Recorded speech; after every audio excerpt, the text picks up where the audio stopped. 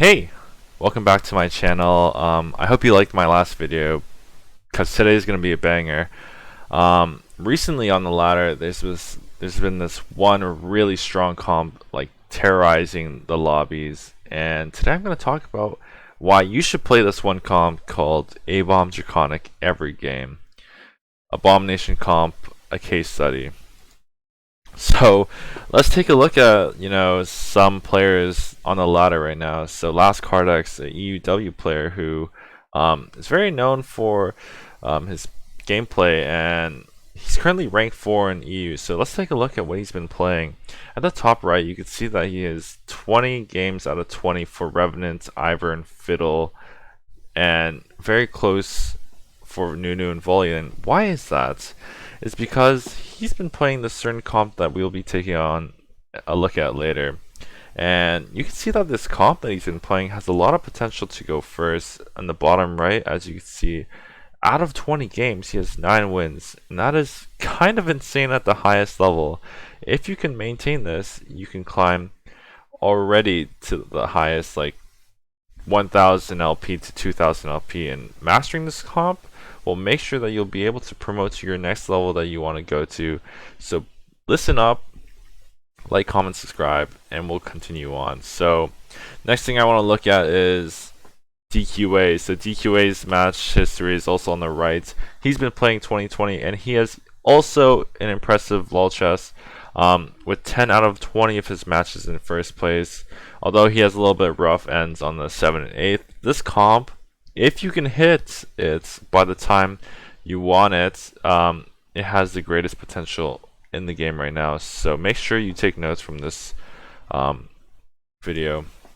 So what's the problem with this comp and why is it so strong? So the problem is split like 4 ways.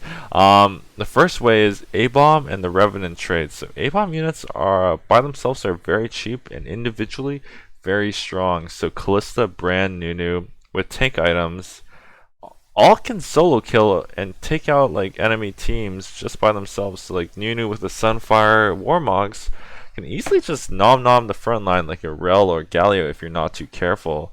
And Revenant units like not Brand, Fiddle, Ivern, and Volibear all have built-in GAs. So when you see that Volley doing that giant jump onto your Vel'Koz team, be ready for another giant jump because that Volibear has another GA. So these two units, these two traits together just makes your board have like a lot more units than they should have. So like if the A-bomb units die, the monstrosity comes out, which is 1 extra unit, and the Revenants are basically like 2 times of them. And not only does Ivern spawn twice, but he has his extra buddy Daisy, who goes a giant knockup, which I'll talk about later in the third little box here. So second box of problems, draconic traits. So draconic units pair very well with A-bomb units. So not only do they give a free wealth of econ, they have their synergies are very similar to A-bomb, and that's why a lot of people figured out that this combination can work. So Brand's Spellweaver with Zyra's also Spellweaver can provide, amplifying damage, while not only do their synergies mix, but their units, we'll call it units. So as the A-bomb units die, the monstrosity comes out, and the Zyra will stall more for the monstrosity to hit them or burn them with Sunfire, while the monstrosity itself has a bajillion HP, will stall for Zyra to do amplifying damage with either, the Archangel Staff, the Shojin, and the Jewel Gauntlet. So, not only do they help stall for each other, but they also provide free income and potential for, like, basically the god units, Heimerdinger, which I'll talk about later. Heimerdinger is the most menacing unit in the game and has gigantic burst potential, as you've probably seen in your games previously. So the third problem is CC stacked units. So this comp has a lot of CC stacked within the comp. So just naming a few: Ivern's Daisy, Zyra's Roots, Ash's Arrow, and Volibear's Large Knockup all provide a lot of no like counterplay option for the opponents, and this is really frustrating. But not a lot of people like realize that, and not being able to realize that, I'll give you a case study. I'll show you an example of what I mean by that. So here, I have a friend called Grape197. He's known as a pyramid maker in Twitch, but that's not the point. Today, I'm going to show you why this comp is very not fun to play against. So here he has a basic, level 9, sorry, let me turn off the volume. Level 9 A-Bomb Draconic. And let's take a look at this Volibear. So this Volibear provides a gigantic knocking up over like 7 units on the enemy's board, while his Heimerdinger, without even a Shojin, is ramping on the bottom right. So here, all the units are being applied burn, and just enough time the Volibear stalled for the Heimer to get one big cast. After this cast, the Heimerdinger dies, which is fine because he did his job. And now the A-Bomb with double Ionic Spark Sunfire will be able to burn away at his front line. And boom. At 6-2, he's able to send his opponent a good 4% loss. And wow, it didn't even feel that close. And Grape is even running a useless Ash, so who knows what it could have been done if he had more Revenants, more Invoker, and more problems within his board. So what's the solution to this A-Bomb comp? The solution is, if you can't beat them, join them. So I'm telling you, without a patch this week, I want you guys to play this comp. Just play it.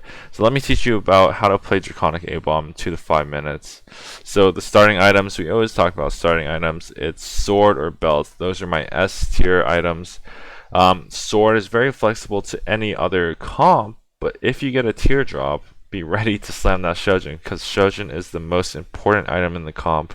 Without Shojin, your Zyril will not have a lot of cast, and your Heimer will have a lot of trouble getting the cast off. So make sure you grab the sword early, because it's also very contested within the game. Belts, probably the premier defensive item in the game.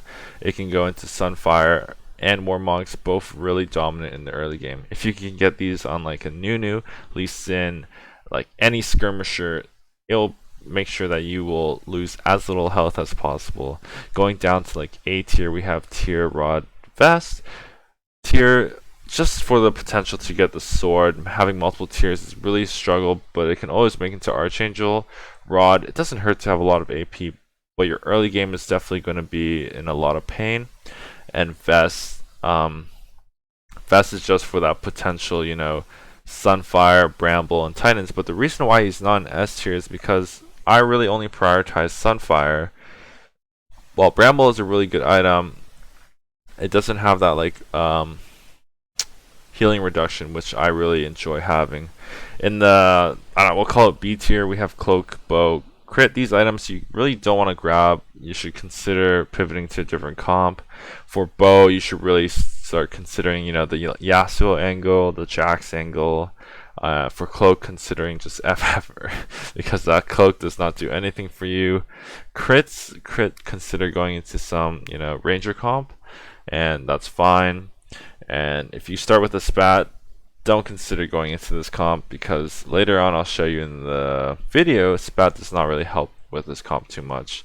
So here's just like a very pretty representation of what I put up here. So here's like the starting team.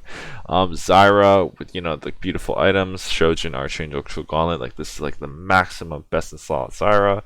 Turns into Heimerdinger later on in the game, as long as you find him. In the bottom left I put all the A-Bomb units with a few tanky items, so you can see how like strong these units can get with these items. So usually I like prioritizing like the healing reduction items on Nunu, because he usually lasts the longest within a fight and he'll be able to spread it more, while I put Ionic Spark, Declaw, or any other stuff on Fiddle, because Fiddle is also someone who will last long with Revenants, while Callista and Brand can just die very easily. So you can't really see in the bottom right, but the bottom right I just put Set and Ash. They turn into Volibear and Ivern. So Volibear and Ivern are definitely better than the Draconics, but early game we definitely want to farm those eggs to try and get as much econ as possible.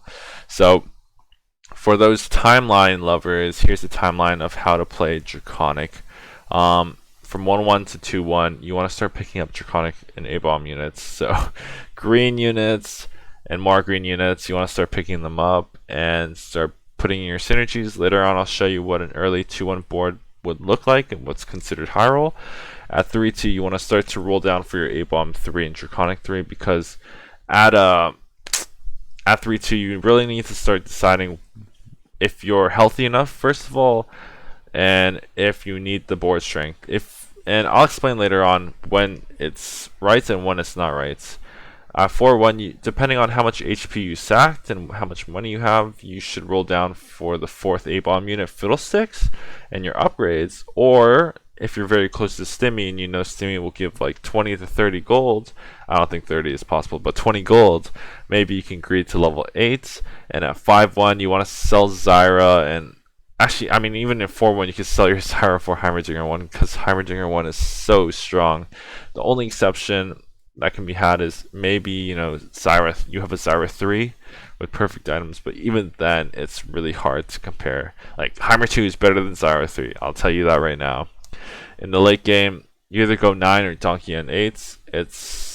There's a lot of factors to it. Either like the lobby's really close, lobby's very strong, and you can't get to 9 safely. So knowing that difference is up to you, and I can't really help you in that situation, but maybe another time. So these are considered the Hyrule boards of 2-1. Either Draconics on the right, where you get a Draconic board where you start farming economy, or the A-bomb on the left. So if you start with the Draconic start, you'll often lose a lot of HP, which is fine, because you need to start like itemizing yourself and getting like the best board you can get. So don't get too worried if you're at the bottom of the feeding board of the carousel. Just be happy you can start picking out like your Shojins, your Sunfires, and your Ionic Sparks, because those are really important. If you get A-bomb start, you're gonna have a lot of HP. Make sure you can get Draconics as soon as possible, and I would always prioritize Draconics over A-bomb at level 5. So here's the board at 3-2. So this is a very pivotal part. So at 3-2, you know that the leveling scheme, you always have to level to 6 by here. So here you get your board at 3-2, and you get your 3 A-bomb, 3 Draconic, and you know the small traits like Brawler, Spellweaver. So here you want to start stacking your Zyra, and this way you'll never have a bad loss, technically, right? If you get these 6 units, you'll never have a bad loss, and this way you can get to level 4-1 and roll down for your Fiddle and your upgrades. And when you hit your upgrades, like Zyra 2, Nunu 2, and 1 Fiddle, you know it's ready to go to the late game. So for A-bomb, it's looked down upon in the very late game, but in the middle game, like 4-1, it's one of the best boards ever. So moving on to 5-1, 5-1, you want to start like getting rid of your Draconic units, because now everyone's like 30 to 20 HP, and that's not very, like, I hate being 20 HP, and that's not safe for me. So I start moving out my Draconic units like Ash and Set for Revenant units like Ivern and Volibear. Ivern provides, Renewer and Revenant, and Volley provides Brawler and Revenant as well. So actually on this board I only put 7 units, because the last one is very flexible, right? If they buff Gwen, I would definitely put Gwen in here for the damage reduction and like whatever buff she gets. But usually I end up putting an invoker like Teemo, Karma, Syndra, because I really like that, mana for the Heimer to cast infinite. So we could talk about the baby dragon's positioning. Usually is in the bottom right, where I'm pointing. I'm not pointing in the right direction, but there, because I like the fact that he gets full board spray. The only bad side is if they have like an Aphelios or a ranged carry on the top rights. That way it's usually the easiest to dodge this baby dragon. You should also avoid it from getting like stolen by Viego or assassinated early. That's a no-no. The way to counter it is to just bring your baby dragon closer to the board, to Heimer and Bran. So moving on, let's look at some items. The Raident items, the emblems, and the spats. So I like I like getting tank Raident items for the A-bomb draconic comp because those usually are the strongest for A-bomb, right? You can always grab the Shojin, and the Jewel Gauntlet and the Death Cap, right? And that makes your Heimer go cuckoo crazy. But usually, I get like a lot of best in slots for my carry, and having too many carry items is not always a good idea. So, if you look at my tier, I put Sunfire, Ionic Spark, and Redemption on S tier because if your A-bomb carries these items in the early, mid, and late game, it'll make sure to like clean up a lot of like rats and like other small units that should have died, and it'll save you a lot more HP and a lot more chances to get to the Heimer spots. While A units like Declaw and Warmogs are very like situational, and usually like you don't have a last chance. At the bottom, I put like some AP choices you can get. Of course, if you want that big damage, you go for them. If you miss any of these items, I would consider pivoting out because it's not really worth it. Like if you have like Hurricane, RFC, Bloodthirster, i.e. Last Whisper as your rating items, I would consider, not playing Draconics because you're screwed. Looking at emblems and spats, it's really tough, right? There's not a lot of good spats, as you can see. The only good spat is Renewer spats, and even then you don't want to waste a tier on the spats. So never go for spats, but just ranking the emblems, you want A-bomb and Revenant spats. So this just provides a lot more HP in frontline for you. And Invoker, Draconic, and Mystics are all acceptable. Draconic, you usually want to hit them early, so you can start farming eggs earlier, and Invoker and Mystics are pretty good late game to just cut a unit out and add one in. So, yeah, basically I told you the hack of how to climb, infinite LP through this patch, like this week and next, because this comp is absolutely broken. And in my previous video when I said play for first or eighth, this is exactly how to play first or eighth, right? If you high roll and you hit your Heimerdinger, you're getting that 56 LP. If you low roll, okay, that's fine. You get a minus 10 LP. But the next game you get plus 56. Play this comp right now. It's the best comp in the game, and there's so little counters to it. Thank you for watching. Look forward to my next videos. Who is the best unit in the game right now? Analysis on the top 5 comps in the meta, and let me know what you want to see in the future. Thank you for looking at my case guide on A-bomb Draconic. This comp is broken. Have a nice day, everyone. Good night.